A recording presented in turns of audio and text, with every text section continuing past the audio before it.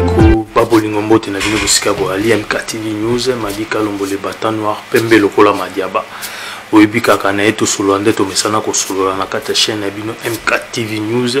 basoleze belé ya ko beta nde boyebi ka idéologie na biso ya ali ya ko faire rêver jeunesse naso congolaise parce que ça jeunesse mo eza vraiment elali mingi habité ata pongi tolalaka ezara na tongo etana photo la muka donc soki tozokoka kolamuka te jeunesse na biso congolaise ezaka ya kolala ezokoka soko la muka te c'est que ça ya kokufa ngo biso to ko lancer ba message il y a réveil un message d'encouragement à la jeunesse congolaise et se prendre en charge au Betami pour la première fois. N'hésitez pas à s'abonner sur s'abonner à la chaîne MKTV News que vous à activer cloche na notification. Cloche à notification c'est vraiment très important parce que à chaque fois MKTV News a publié vidéo directement vous allez notifier que non tu publier vidéo tous en direct vous en accroche à notification nous activer ce qui tous en direct tu côté maramoko et voilà et c'est un peu que vous allez na facilité nyonso parce que na ningite si na sala qui vidéo puis si na qui live yo ko benga na simo ko tuna so ina en direct parce que on est ngolo ba que cloche no notification ils allaient activer alors vérifier du sous ba aussi ba s'abonner na la chaîne abino bon vérifier sous cloche na bino activation ce que ils allaient activer c'est bon ce que ils allaient activer en ngongana mi balé kolekana nyata ngongana signe rouge ya mi balé ko bima ngolo ba que non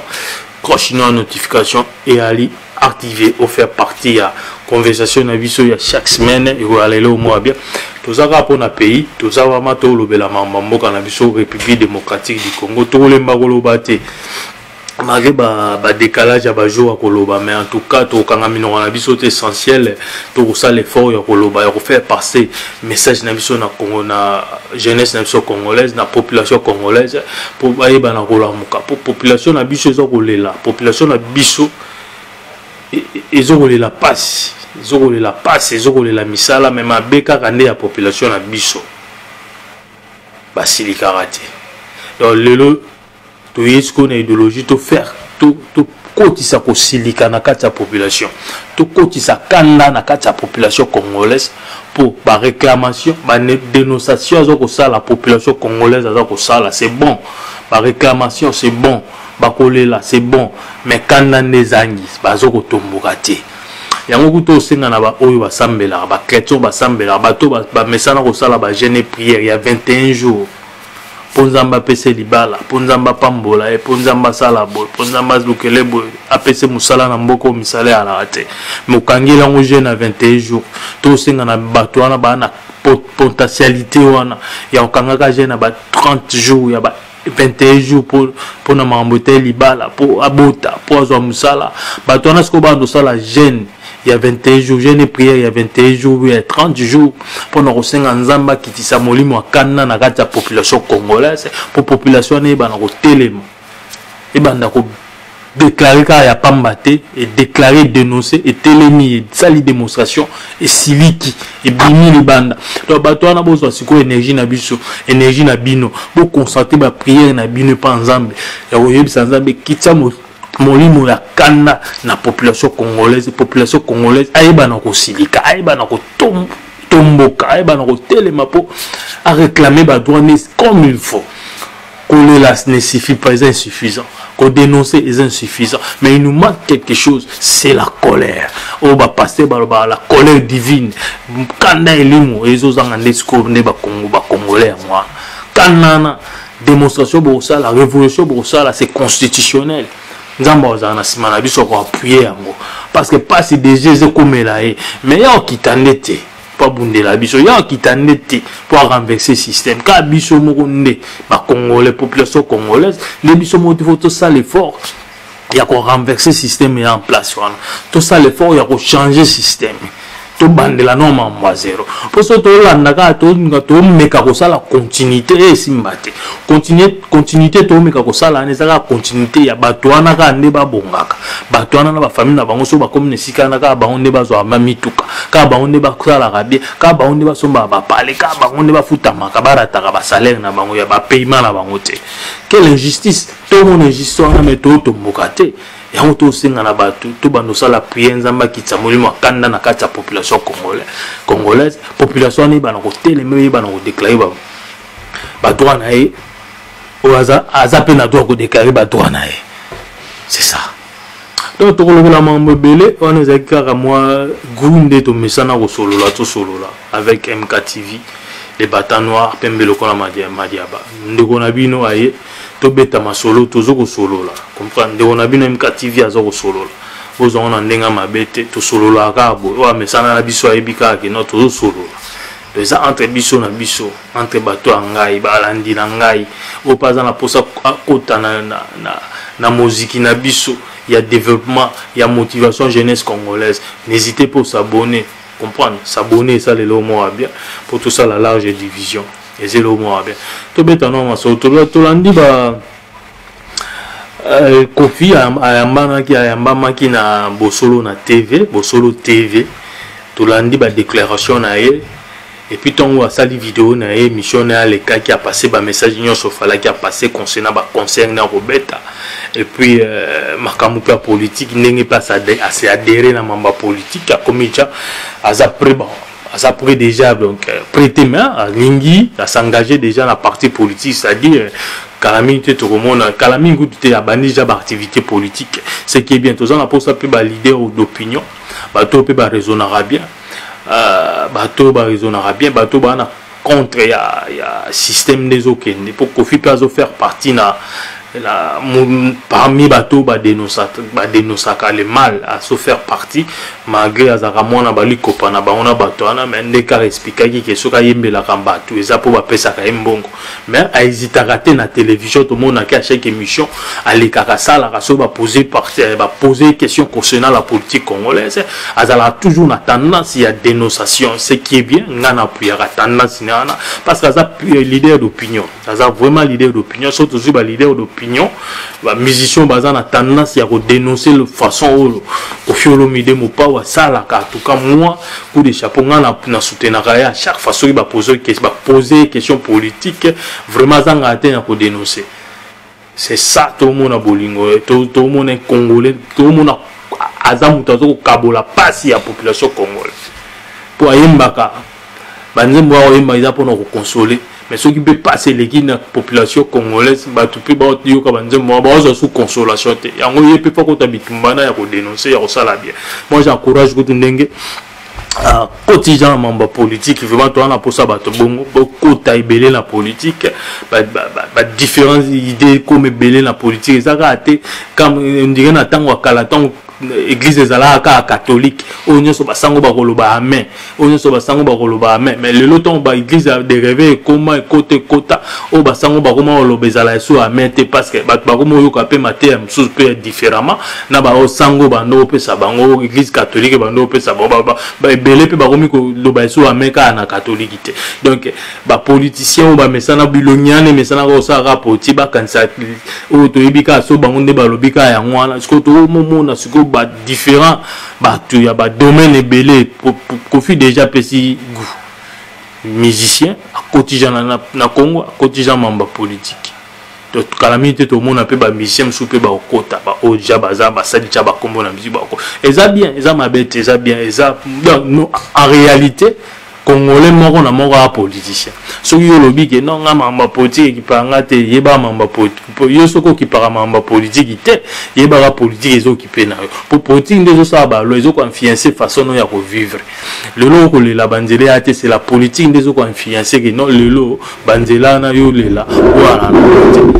non pas donc eza politique olinga toza ozo sala ja politique donc yo so ozo ki pango te yango ezo ko kipe yo ko faire dénoncer ça makambo to lobaka ba tout une question par concernant maman Olive et ça ma population congolaise a loba ngo chaque fois na balancer nos vidéos na ya question na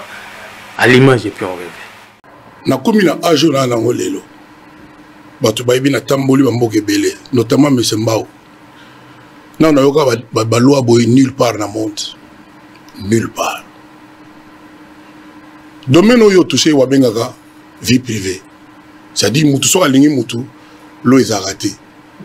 voilà même que le cœur a ses raisons que la raison ignore Moi, je vois mal pourquoi on va légiférer jusque-là. Je vois mal. Et il y a qui pas à M. Mbao, respect à lui. Je ne sais pas. Mais c'est clair que moi, Bablo Gaboui, je n'adhère pas. Très bien. Parce qu'il faut, dans le moment où mitema ya batu, et là, comme amour éthique à la sacrée. Pourquoi il y a contact pendant un an, même si moi, je suis bon, mais là, il y a une solution qui les a. Mais de là à en faire une loi, il y a plus important à faire. C'est les trop. Mais je ne comprends pas. Je crois que dans la Bible, vraiment, est-ce que la Bible peut être comment que moi, si on vend pas mobile, tout ça, je ne sais pas. L'homme quittera son père et sa mère. Voilà. Bon, si vous monsieur Mbao place ali, si vous moi a décidé que vous baliez mais avant d'aller dans wa paranaï. Quand c'est le but, moi si peut à l'obapé qui point de vue naï. Non, moi qui est salama bongo. Que moi si on l'aurait pas paranaï, mon bali peut d'ailleurs on l'onga sala musala tonginda tout ça, bah sali famille na bango. Nenga na yebi. Si comme monsieur Mbao problème les gens ils comprennent le problème les awapi. So que ndaki ngakati. La place pasali. Ti bayamba biso temps avec na pouvoir. Biso nyonso ba musicien sans exception. Lié touristique mo salami kuna e batiro li. Si voilà les alliés, il fallait écouter le comme appelé à Congo, il y a Congo, il y a Mboka. Ça baboto lango bien. Baboto il y a pour qu'on a quatre Congo le wande balo ki baboto. Il y a Congo. C'est il faut le Kabila na bango. Là Congo. Na mbongo nini wana. Na mbongo nini, na mbongo. Na mbongo nini wana. Ba lion ba ni na mbongo nini. Tous à la rabat, tous on a batuleur moko. Na mbongo nini. Mais mbongo na ye ba. Ayaki nango. Ayaki nango. Non, c'est le Congo. Et c'est le Congo n'a que ça question moi il y a ba jour et comment venir le peigner ya Congo. Et quoi ça et le on a propriété à mutu mo côté. Mon respect à maman Olive en tant que moi aussi à président Kala. Donc on peut le bas moi aussi à Kala ya président. Mais il y a le bani c'est il fallait banana nous. Non la sengi na président Yakala qui ne fait plus rien pour nous. Voilà, bon, tu vois la question.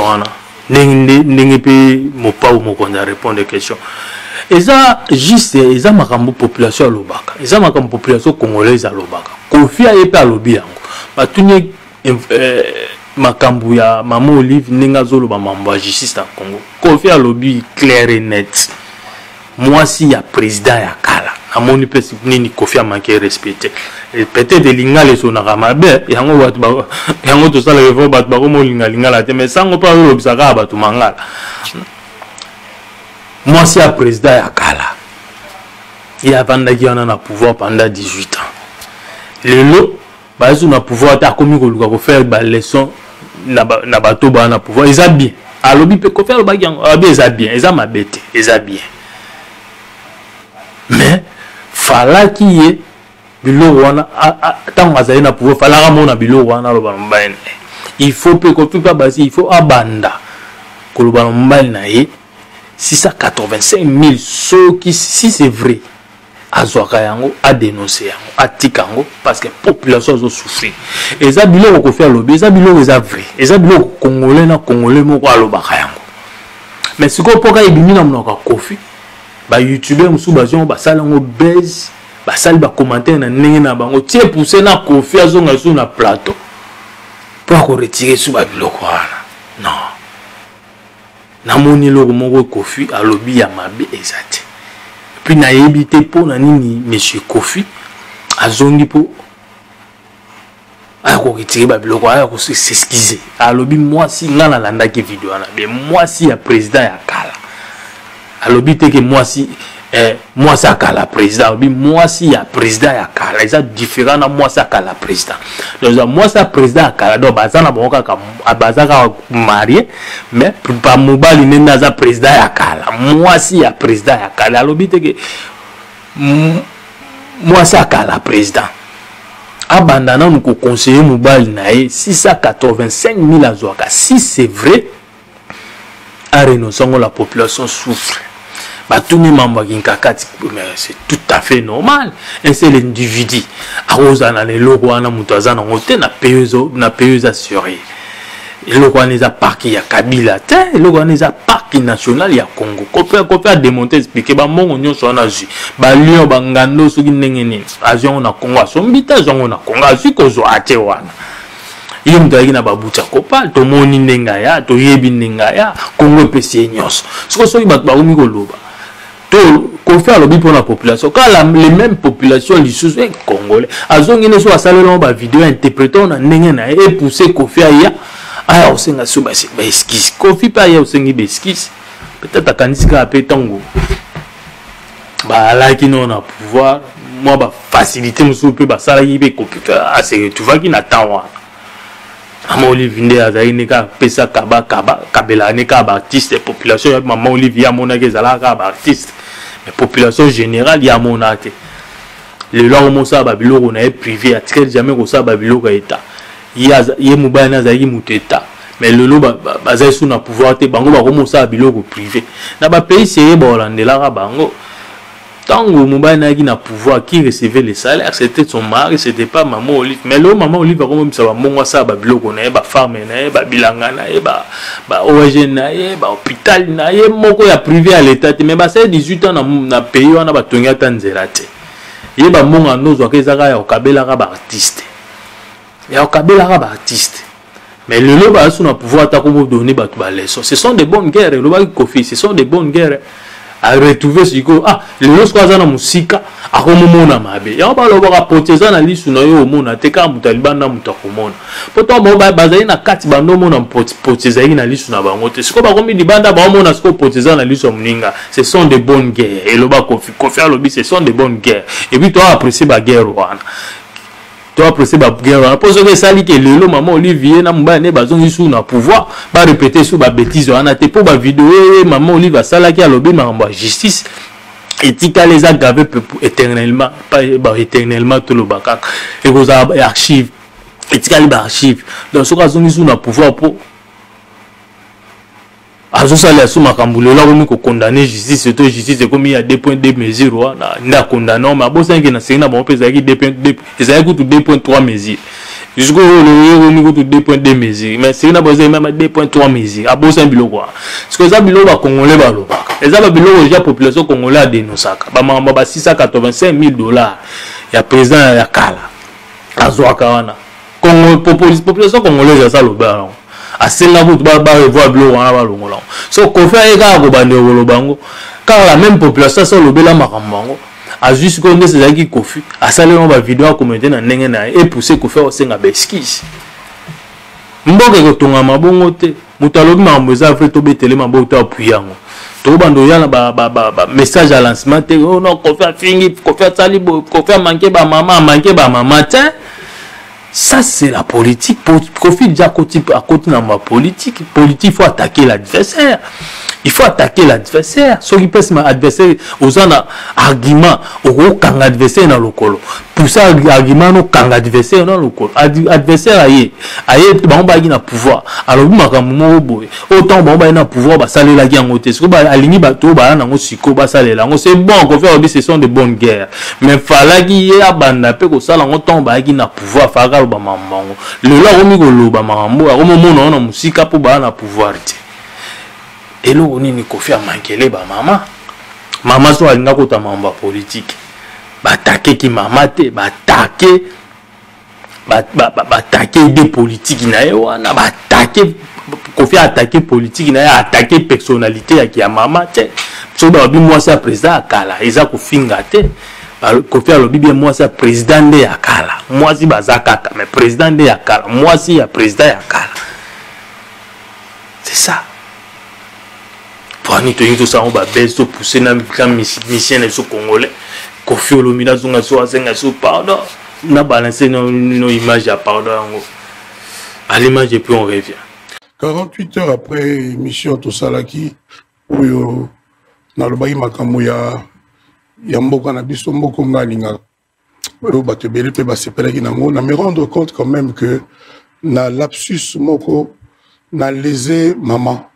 Olive. Vraiment, Nayaki a une émission pour nous faire souffrir qui que ce soit. Nayaki rapport, na loba un peu, au nom, il y a des compatriotes d'Angaï. Mais tant 48 heures après, les lois, naye ko me rendre compte parce que bato batali singa quand même omoni nga na koka na nyoso te na koka na ngai na nyoso te tango bato batali singa que lilo batel maman Olive sepeli te maman Olive ali maman na biso aki première dame mboka vraiment na yaki pona ibisaye a apaiser mon thème. Je lui présente mes excuses nata gentleman naza mobali yango na kokite naza na problème na ye et à travers ye ba maman lemso ba kansa na saki na ko non ezaka ka lapsus ndenge balba monoko zanga li bakute yango na ye spontanément. Mais alors spontanément 48 heures après dans le banaye que vraiment maman Olive Lembe, madame Olive Lembe, mes excuses, les lapsus, ce n'est pas ce que je voulais dire. Tant qu'on a le bagi boé, le contraire, on est dans le tant on a canissi boé, le contraire, on est bimi. Donc pour la troisième fois, naïe à place. Et puis merci naïo d'abord sango ndingo ndimi kwa coordinga na ministre. Vraiment, je présente mes excuses à maman Olive pour moi. Lapsus wana sali passé dans mon thème. Moi j'ai compris ça. C'est ainsi que je suis venu spontanément. Ça dit vous retirez ma propos na yo. De retirer puis ce n'était pas du tout mon intention. Et but nanga na émission zala qui wana absolument pas ba toujours se ba comprendre ngo. Mais comme ça ne change rien na contenu à émission absolument sauf kaka passage wana qui est tout à fait déplorable na lobby vraiment du fond du cœur je ne pensais pas que Bimagi Bongo, donc je regrette ça. Est-ce qu'on peut conclure ici que Kofi Olomide, artiste musicien, est revenu parce qu'il vit des pressions après cette émission, cette pression, Babimi si ma photo a perdu à Kalaba rappelé, peut-être à cause de ça, dans le bité, avant Babimi ça va vérité, la gamme sonne la zone n'angai. Tanio que na musique te na ya ki kaka passer nga moko na motema na regretta ki tant batali singai nga la le bon direct. Attends, oui, c'est vrai, oui. En toute simplicité, en tant que moi, mon Bali, en tant que moi, na Congo digne, na Pessi, maman excuse, maman Olive, donc on a mon lapsus. Très bien. Artiste. Pour vous dire, on a un Kofi au Sénat, on a retiré la parole. On a celle qui n'a pas si pena ko seka, on a monnaie ko se retirer la parole. Au moins, on a vu ce qui banda yo coopérer na bato ana ton bagi na pouvoir pour lui appeler ba plan na bango mais le bato ana na pouvoir te on lobi no mabe na bango te mais on lobi lo moza et attaquer bango za mabete c'est maman ko faire lobi za inventé c'est vrai mais temeza et attaquer bango et puis bato ba yebi ke yo pe Kofi banda yo lia na sima pouvoir wana ato lo balelo vérité to lo ba on dimanyo sote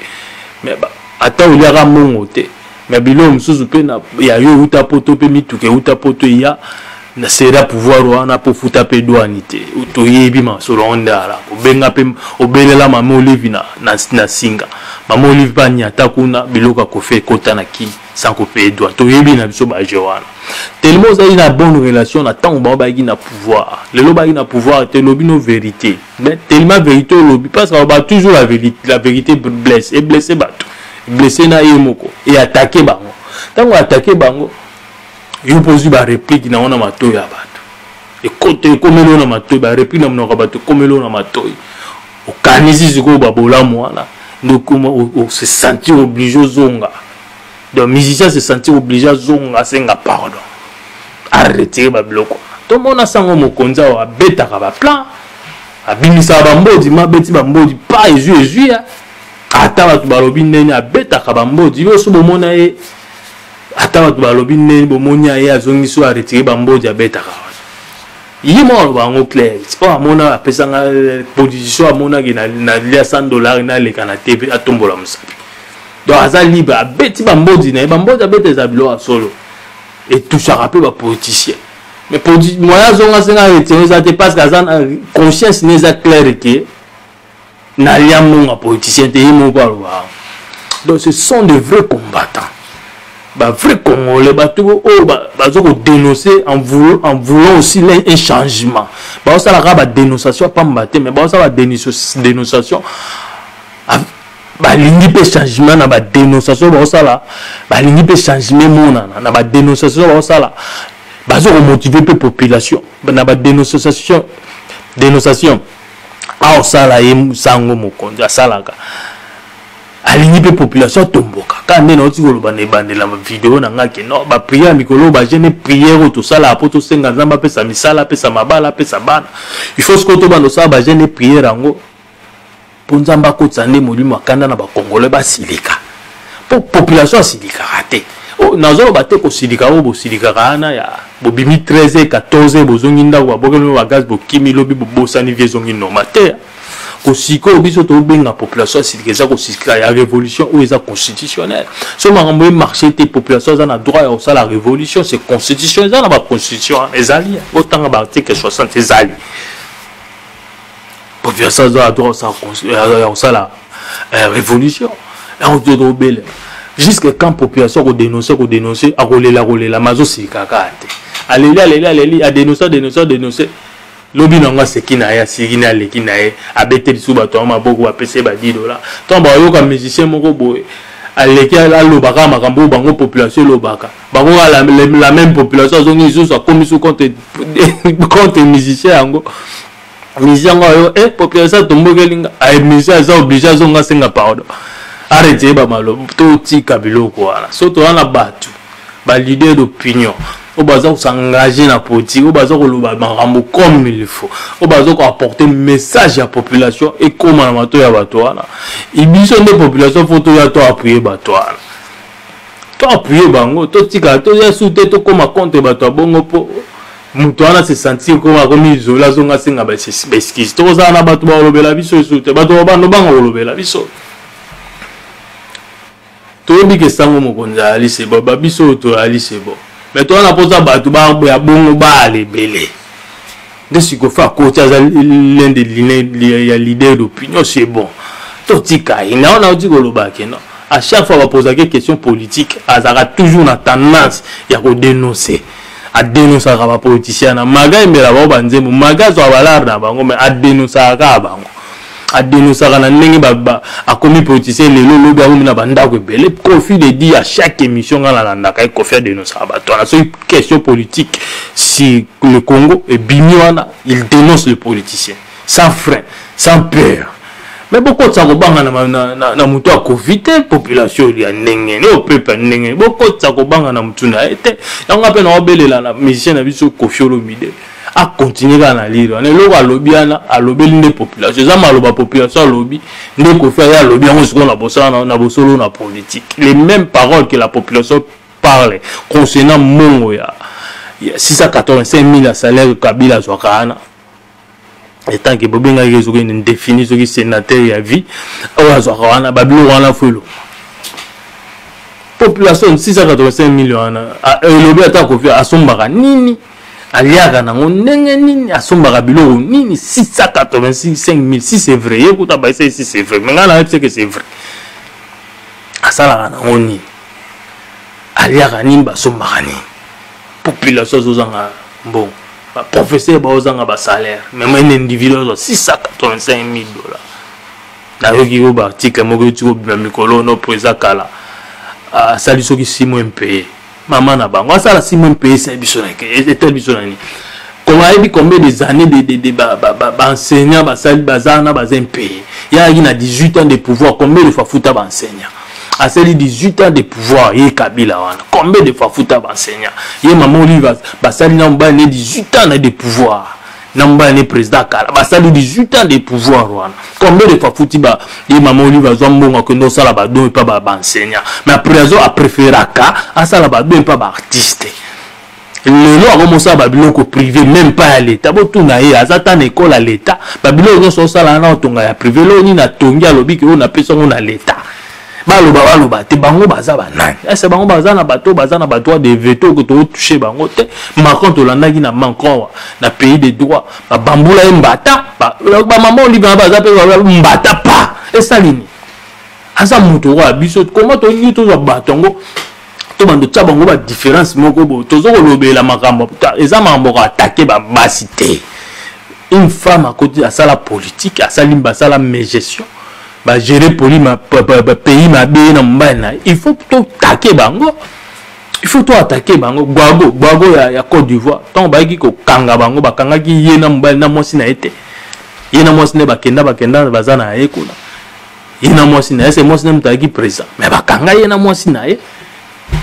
le soki le so to ina bamboka mo sire ne Kabila bange bakaka Kabila c'est bien kanga Kabila na Maman Olive pour le tala le baza libre bana liberté tala bilo Maman Olive azoko sala ko tonga biloko na yemo privé bo tout ne mongo na zangwa na pays de droit ba luka ya justifier no ba mongo na zangwa pour tout monde mboka bango basali 18 ans de pouvoir le côté nzela te nini te misala te ba enseignant ba impayé ba docteur tisiko ba infirmier impayé mais aussi longtemps balongo na pouvoir ba commencer ba bilo na ba homo tonga ba park na maromo ba kosala ba ONG ba homo sala ba farme na ba homo ko ezo la sabino niveau nini ba tona ba yebi mbongo mboka niveau nini ba tona ba zata tisiko ba ozaka na mawate ba oka pe sonité kana même mboka na ba otonga biloko poto na état tona ba ke payer les pays déjà fou payer zanga état payer zanga drapeau payer zanga état était à la raté to vivre na camp de concentration o muto sala o yalingi camp de concentration do ba abattoir ba beta ba boma jeunesse ba gifle ba sa elonyo so ba lingi muto lobela bango azate so muto lobeli ka la même population yesu donc tu comprends biso moko ba congolais to ba confusionniste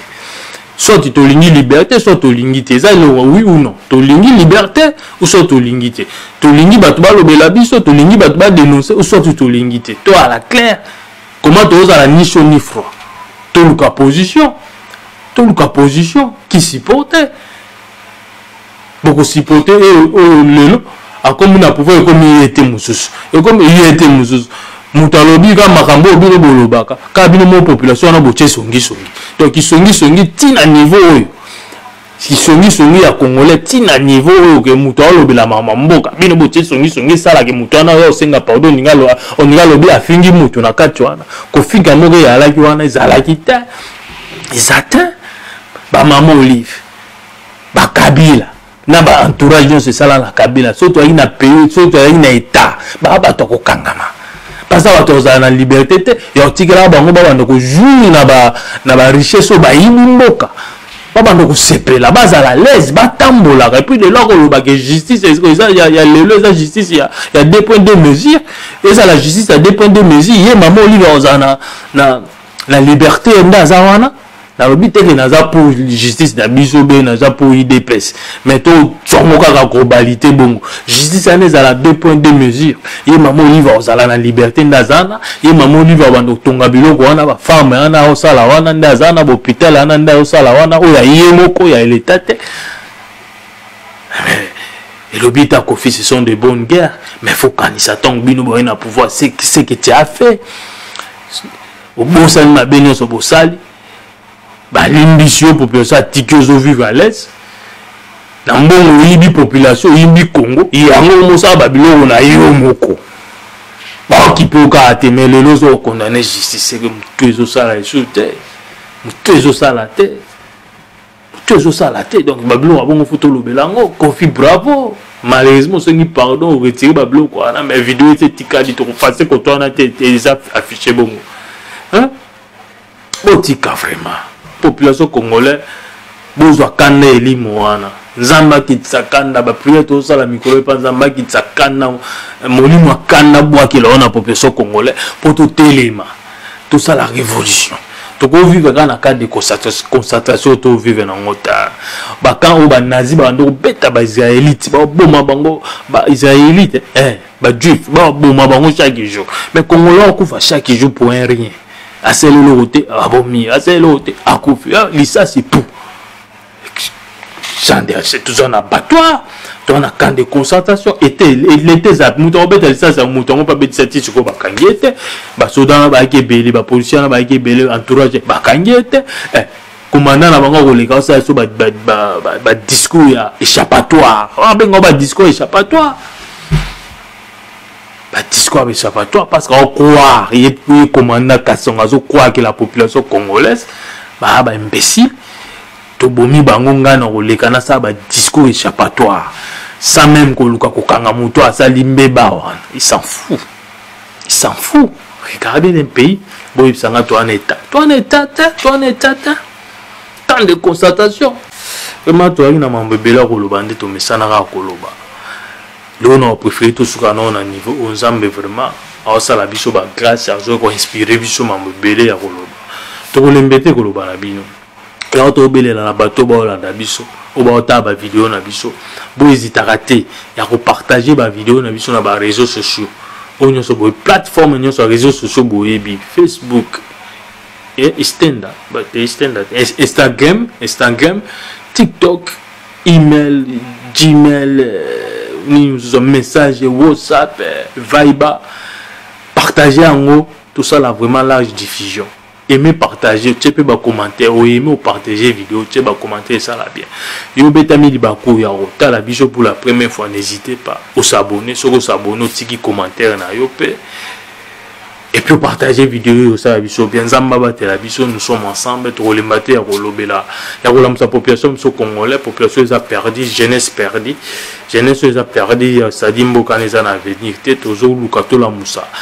population a conscience la population neza la rêver encore de nouveau et ben no telema tout ça là ba prier na biso pa nzamba akitsa molimo akande kota na population congolais pour asilika zamba batela bino